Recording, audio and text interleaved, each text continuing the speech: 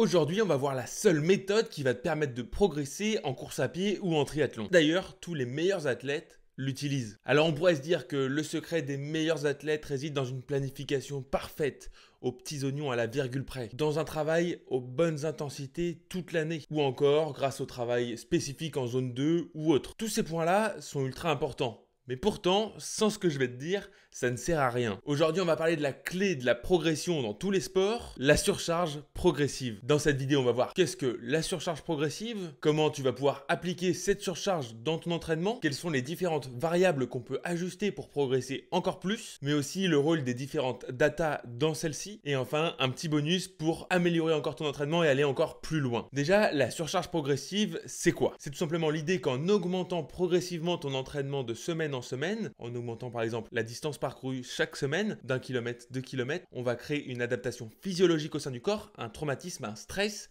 qui va lui permettre de s'améliorer. En gros, ton corps s'adapte tout simplement à l'effort que tu fournis en devenant plus fort et en te permettant d'en faire plus. Et ainsi de suite. Alors que si tu restes dans ta zone de confort, tes performances vont simplement stagner. La surcharge progressive fonctionne pareil, un pas à la fois sans vouloir aller trop vite. Si on prend un cas pratique, ça serait l'idée de se dire que par exemple, en course à pied, si tu vas courir 8 km, tu peux augmenter la distance d'un léger pourcentage, 5% chaque semaine par exemple, jusqu'à petit à petit courir 10, 15, 20, 30, 40 km par semaine. C'est un exemple. Bien évidemment, la surcharge progressive est adaptée à chacun et c'est ce qu'on verra juste après. Mais surtout, ce qu'il faut comprendre, c'est qu'en quelques mois seulement, tes performances vont commencer à progresser et à dépasser ce que tu étais capable de faire avant. Et tout ça en limitant le risque de blessure. Et ça, c'est vraiment intéressant. Mais alors, comment appliquer la surcharge progressive dans ton entraînement? Et pour ça, on peut jouer sur plusieurs paramètres. Voici les principales variables d'ajustement. Premièrement, la durée. Simplement, tu fais une sortie longue d'1 heure, après elle va devenir 1h05, 1h10, 1h15, 1h20. Tu progresses et tu crées une adaptation positive sans trop de stress. Deuxièmement, l'intensité. Typiquement, si tu mets des fractionnés dans ta séance, tu fais 3 séances de qualité dans la semaine, une séance de fractionnés. Cette séance de fractionnés, ça peut être typiquement, on va dire, on prend un exemple simple, travail au seuil. Tu fais un 5 x 4 minutes au seuil. La semaine d'après, tu peux faire 5 x 5 minutes, 5 x 6 minutes, 4 x 8 minutes, etc., etc. pour augmenter le temps passé à cette intensité et adapter ton corps à ce travail sur cette même intensité. Troisième possibilité, augmenter la fréquence. Par exemple, passer de 2 séances de course à pied à 3 par semaine et ainsi de suite. Quatrième possibilité, les modifications au niveau du terrain. Typiquement, si on prend de la course à pied, tu peux partir faire du trail, des séances en côte, en escalier, bref, tu as plein de variétés qui s'offrent à toi pour rendre les séances un peu plus difficiles, un petit peu différentes, et chaque différence va nous permettre d'augmenter un petit peu cette surcharge progressive, d'augmenter naturellement le niveau d'effort effectué sur un même entraînement. Le point important dans la surcharge progressive, c'est de ne pas vouloir brûler les étapes. Tout comme on construit une maison, si les bases et les fondations ne sont pas solides, tu risques simplement de faire tout écrouler par la suite.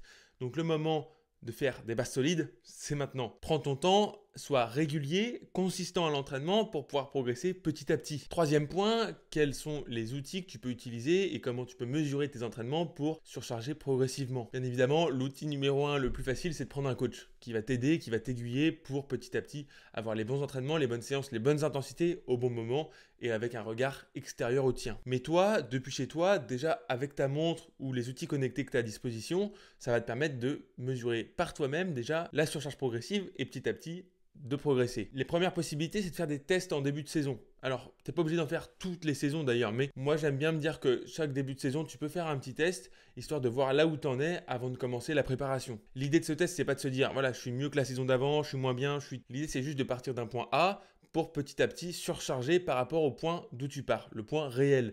Et non pas de partir d'un point théorique qui serait par exemple de se dire que l'année dernière, tu as couru ton marathon en 3 heures et donc que tu parles au début de prépa, boum, tu as les mêmes stats alors qu'en fait, tu as eu 2 semaines de coupure, 3 semaines de coupure où tu t'es pas entraîné pendant 3-4 mois très sérieusement. Bref, l'idée c'est de savoir d'où on part pour pouvoir petit à petit surcharger intelligemment et progressivement. Le deuxième indicateur intéressant, c'est de suivre ton cardio-fréquence-mètre, notamment ta variation de fréquence cardiaque quand tu dors. Mais on va pouvoir aussi regarder nos sensations. Voir par exemple comment tu te sens pour une telle puissance donnée à vélo par exemple. En fait, l'analyse la plus simple mais peut-être la plus intéressante à faire, c'est simplement le ressenti que tu vas avoir. Si tu vas rouler 2 heures en vélo, que tu es censé être en zone 2 de puissance théorique et que tu es complètement à la rue, c'est peut-être que tu es un petit peu au-dessus et donc il faut que tu prennes un peu plus ton temps et que tu roules tranquillement au début avant de pouvoir retrouver les bonnes allures. A l'inverse, si tu trouves ça très facile, c'est que tu as progressé et peut-être que là on peut passer un petit cap. Mais attention, faire des tests trop fréquemment serait contre-productif aussi. Donc moi je te conseille vraiment d'en faire une fois dans l'année, point barre, début de saison, comme ça tu sais d'où tu pars et après dans tous les cas l'entraînement va te pousser à progresser. Donc ça sert à rien de se tester parce que les tests créent de la fatigue, ça demande beaucoup d'énergie, c'est pas évident à faire, c'est pas du gros volume, bref.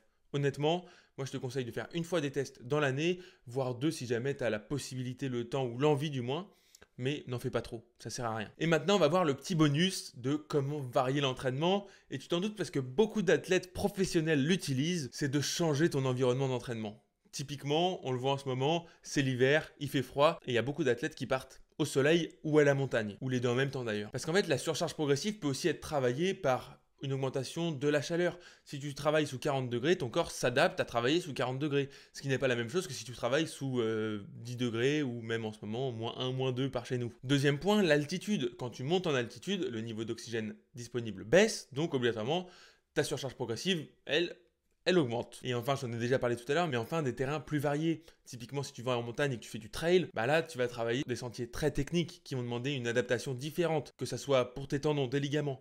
Parce que la surcharge progressive, elle n'est pas uniquement pour ta progression en chrono. Elle marche aussi pour ta capacité musculaire à endurer les descentes en trail, ta capacité technique, ou du moins la capacité que tes tendons, tes ligaments vont avoir à accepter des contraintes mécaniques. Si ton pied commence à partir, que tu sens ta cheville qui part, mais petit à petit, tes tissus, tes tendons vont s'adapter et se renforcer pour limiter les risques de blessures. Donc tout ça, c'est de la surcharge progressive et tout ça va venir être une forme de progression. Si tu ne cours pas plus vite mais que tu es plus économique, tu as fait de la surcharge progressive, tu es meilleur. Car un point important, c'est que en fait, on n'est pas toujours meilleur en étant simplement plus rapide, notamment en triathlon. Typiquement, l'année dernière, en vélo, je me suis concentré uniquement sur être plus efficace, efficient. Je suis arrivé le jour de course, j'étais pas plus rapide, mais par contre, j'étais capable de tenir cette allure beaucoup plus longtemps. J'étais beaucoup plus économe. Et ainsi, ça m'a favorisé sur la partie course à pied derrière. Ce qu'il faut bien comprendre, c'est que la surcharge progressive, c'est donc une clé de la réussite. Toutes les techniques, les méthodologies d'entraînement sont là pour créer cette surcharge progressive. Parce que sur un athlète très entraîné, c'est difficile d'aller chercher le 1, 2, 3% de plus chaque année, sans pour autant se blesser ou être contre-productif. En jouant sur la durée et l'intensité, les différents terrains ou encore les différents climats possibles autour de toi, tu peux optimiser tes performances sans pour autant prendre trop de risques d'un point de vue blessure. T'ajoutes ça avec des mesures intelligentes et des séances d'entraînement qui te donnent envie, qui te font plaisir, et t'as la recette parfaite pour progresser en 2025. D'ailleurs, dis-moi en commentaire quel est ton objectif sportif cette année. Que ce soit une compétition, un défi personnel ou toute autre chose. Je t'écoute. Moi, je te dis à la semaine prochaine pour une nouvelle vidéo. Bisous.